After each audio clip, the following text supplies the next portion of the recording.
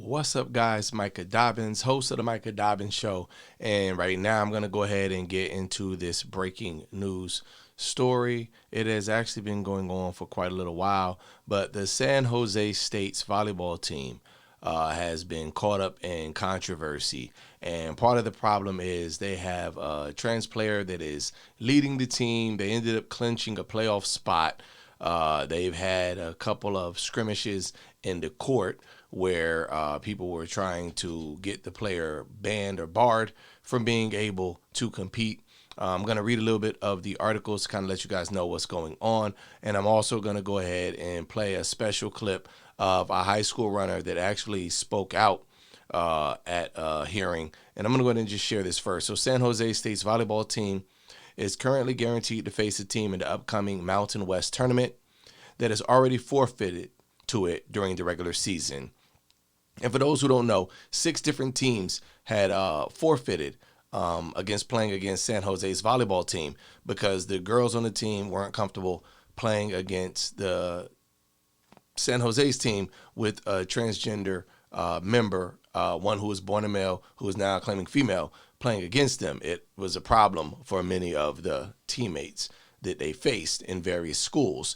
6 total. It says San Jose State has had 6 of its conference wins this season awarded via forfeit amid a national controversy over a trans athlete on the team. With those wins, the team finished with a 12-6 conference record and has earned a first round bye in the upcoming tournament. Now they're guaranteed to play in the semifinal, and the opponent they're set to face in the match is guaranteed to be one of those 4 teams that refuse to play them in the regular season. Utah State and Boise State are set to play in a quarterfinals match that will determine who faces the Spartans in the next round. So the problem is the player, Blair Fleming of San Jose, is obviously causing a lot of controversy there because girls are just not comfortable playing against somebody who has a biological advantage to them. And that's why 6 of those different schools have literally said, nah, we're not going to play. We're stepping down. And they're really hurt because they want to save women's sports. You know what I mean? Like a lot of people are saying it's an unfair advantage. And I believe so. When you're dealing with, biology, XY and XX chromosomes, etc., men have higher, muscle mass, bone density, etc. We're something to deal with on the floor when it comes to competing against women. Now, I know there are those that'll say, well, they could take, some type of shots or pills or something that could try to, testosterone blockers that could try to level it out. But the reality is, average dude, 6 foot something, 5'9", 5'10", 6 foot, with their weight and body mass compared to the average female, there's really no real comparison there, guys. I mean, I don't care if you take one of your favorite female boxers, you're not going to put Layla Ali in there with Mike Tyson. You're not going to go and say, let's get Clarissa Shields and let's just go ahead and throw her against Evander Holyfield or Sugar Shane Mosley or somebody. You're not going to do that. You know what I mean? We're not going to take the fastest female runner, Shirley Ann Price, and say, hey, you know what? Let's have her run against Usain Bolt and see who's going to win this thing. So, sometimes we just need to kind of use the common sense logic when it comes to athletics. And that's one of the reasons why I was so glad when, the Williams sisters were in their heyday and many people were trying to go to Serena like, oh, you would beat Federer, you beat all the guys, you would just kill them. And she's like, whoa, I'm still a woman. You know what I mean? Like, nah, I'm not competing against no man. Y'all crazy. But I mean, I think it's important for us to have a common sense approach to these sort of things. So I'm going to go ahead and play out of the mouths of babes, as the scripture says. I'm going to play a young lady who spoke up. This young lady is a cross-country runner from Martin Luther King High School out of Riverside, California. Her name is Riley Morrow. And I'm going to let you guys hear what Riley had to say in respect to these things that are so controversial that it seems like the adults can't get it together. But let's hear what this young lady has to say about the subject. Here we go. Hello. I'm a student at Martin Luther King High School, and I run on the cross-country team. So I'm constantly affected by these actions that have taken place this season.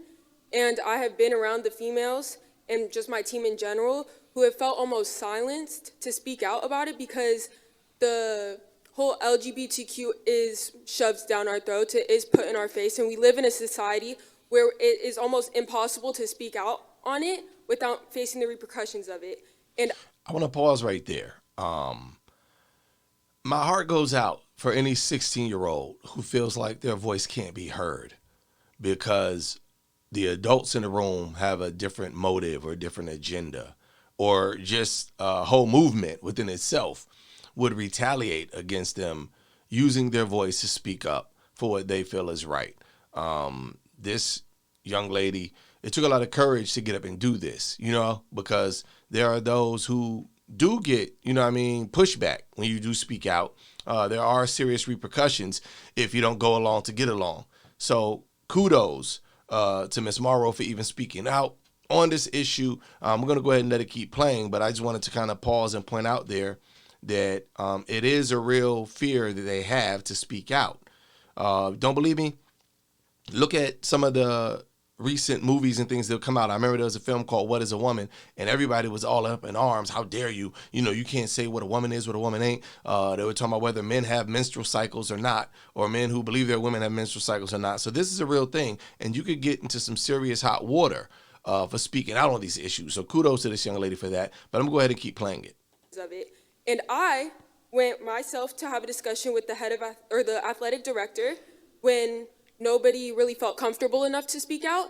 And I don't think it's fair, knowing Caitlin and knowing Taylor, to see their spots getting taken away, to see all these things being jeopardized for one person. It feels as though that my school and the school district is choosing to support one person instead of the whole team and the whole school as a total. Like, it's not fair. It's not okay. I try my best not to put personal beliefs into it, but seeing this first-handedly, seeing my teammates getting their spots taken for one person that's choosing to be a girl, it's not okay. I've done my research. I've looked into the CIF rules, and I've looked into the NCAA rules, two completely different things. And when I went into this meeting with the athletic director, I knew that. I knew that going into it, that teachers and coaches and people in the office can't speak on personal opinion. And then to see the athletic director turn around and tell my teammates that their shirts that say Save Girls Sports be compared to a swastika, that is not okay. Yeah, so let's address a little bit of what she's saying here. Obviously, she's pointing out the NCAA rules versus high school sports rules, that there are different rules as far as transgender athleticism, who can compete, who can't. And she said she did her research. So she tried to go in, obviously, to fight, to try to keep girls on the team. Because this is the thing. When you play a sport and you're going to get cut if you're not good enough to make the cut. And it's hard enough when you're getting cut by those of your own gender. If you're playing with the guys and there's a guy that's twice your size, stronger, running faster than you, you may not get that position on the football team or the basketball team. And you understand it because it's another guy that beat you. And the same with the girls. A girl is out there putting her all, laying it all on the line, trying to win. And another female has trained harder. Maybe she worked out a little longer, or she ran faster, or her legs are a little longer, whatever the case may be. And she loses to that girl. She's like, well, hats off to you, sister girl, for sisterhood, for womanhood. We did this, right? Well, imagine a shock if you're running and you're trying to work for a team and you're getting blown out by a biological male. He's killing you. Like, there's no way you're going to be able to compete. And this isn't a new phenomenon. This happened years ago. I believe it was a young lady, I think she was in Pennsylvania, somewhere in the Northeast, two of them, where they lost college opportunities and other things because two guys, decided, they changed, they became transgender, they identified as female later in life, and these two guys literally knocked those girls out the spot to the point where they couldn't even get the scholarships or the opportunities that they originally were able to fight for. I think they were like the top 10 in their state, and they dropped to like number 11 and 12 or 13 or something crazy. And this is the kind of thing that I believe this young lady is trying to keep from having to experience, seeing her friends being cut and realizing that the adults in the room have to be silent. If they speak up, their jobs are at jeopardy. They could be labeled bigoted and all kind of unfair names just because they take a common sense approach to a unfair advantage in an athletic situation. And no doubt some of them want to speak up, but they know the moment they open their mouth, especially in California, they know that their job is out the door. They're gone. So this is a great travesty. I just wanted to kind of interject there. And I also want to point out that they have to stop always going extreme when somebody doesn't agree with your cause. Because the girls wanted to wear shirts that say save women or save girls sports, whatever the case may be.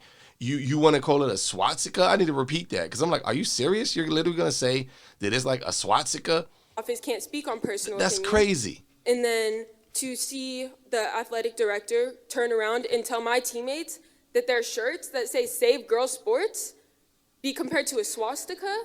That's wild, y'all. These little girls are now little Nazis, little followers of Hitler because they want to play against another girl and they don't want a boy to blow them out. Like, what planet are we really living on here?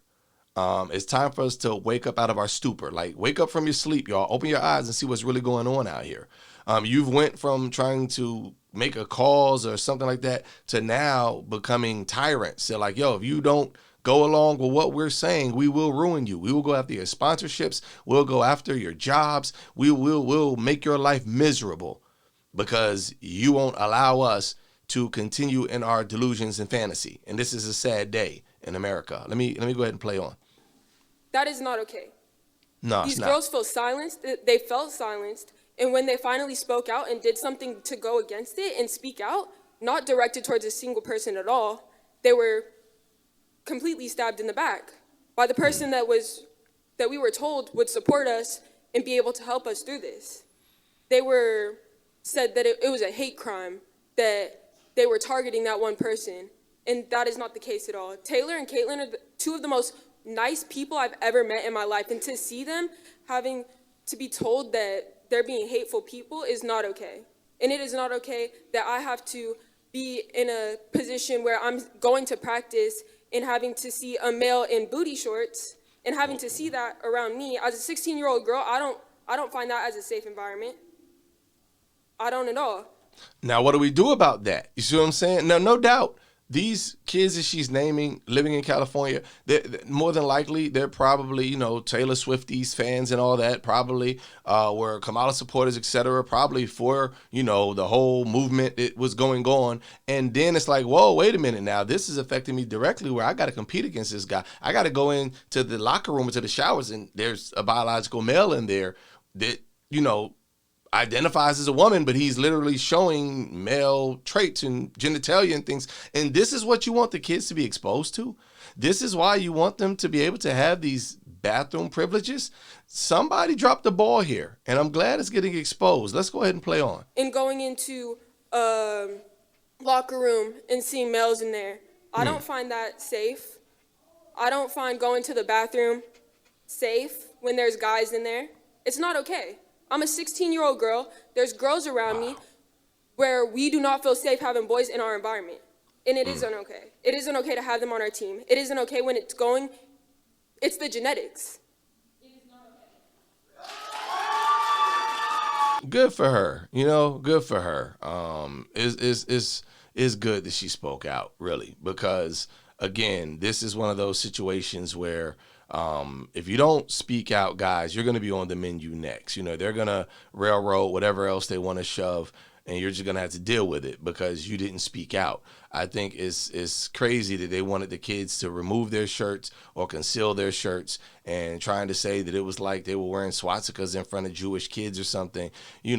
Obviously these kids don't feel safe. I don't believe that young lady was trying to be malicious or evil or hatred or hate-filled. She just saw something that wasn't fair, and morally she just felt obligated to speak out against it. It's like, hey, it's just like if you're watching a wrestling match or a boxing match and you're seeing this guy the size of Mike Tyson or Muhammad Ali, and he's just pounding on this woman, and you just see her fly across the ring, and then he hits her again. Or if you take like an MMA fighter, Anderson Silva, and you get like a Ronda Rousey, a small lady, and he just knees her and keeps kneeing her and elbowing her, something in you, if you have any shred of decency as a human being, is going to be like, wait, y'all, hold up, this ain't right. This ain't right. Can you imagine? I mean, if there's a lady out there, playing football and she's getting ready to throw the ball or something, and then here comes Shannon Sharp, boom, he just runs her flat over, you would be like just distraught. It would be like the worst thing. You know what I mean? So I think we need to revisit this. We need to go ahead and just be honest with ourselves that men and women are biologically different, that men don't belong in women's sports. That's just the long and the short of it, whether you like it or not. And these are the kind of issues that I suspect caused the election to go the way it did, earlier in the month. I really do believe that some of these issues, common sense approaches that everybody's been putting these blinders on and ignoring, is what's causing a major shift in our culture right now. And people are going to speak out. People are tired of being bullied. They're tired of being told that they're hate-filled because they believe in traditional values, or because they believe that a man shouldn't be allowed in a women's bathroom, or vice versa. A woman shouldn't be allowed in a man's bathroom. At some point, what are we going to do? We're going to inconvenience all of the girls in the locker room and all the kids because this one individual has a problem? I mean, come on, guys. This is a very easy fix. And I think part of it is going ahead and allowing the women to play against women and the men to play against men. If you want to start a trans league and say, okay, we're going to create a whole new league for transgender professionals or athletes, have at it. But it's unfair. We're not going to go and take Cheryl Swoops or one of them and put them up against LeBron James or Kobe Bryant or Michael Jordan. That's not happening. We're not going to go and pit, like I said, a female boxer or any other sport, rather, and just, hey, let's just go against the men and see what happens. I think it's insanity. I think it's lunacy. And kudos to this young lady for speaking out. Just wanted to share that news story. This is Micah Dobbins, host of the Micah Dobbins Show. If you like the content, be sure to like, share, subscribe. You can go ahead and leave your comments below. What do you think? Should boys be allowed to compete in women's sports, or should transgender females be allowed to compete in boys' sports? Whatever the case may be, I want to hear about it in the comment section. Let me know, and I appreciate you guys for checking out the video.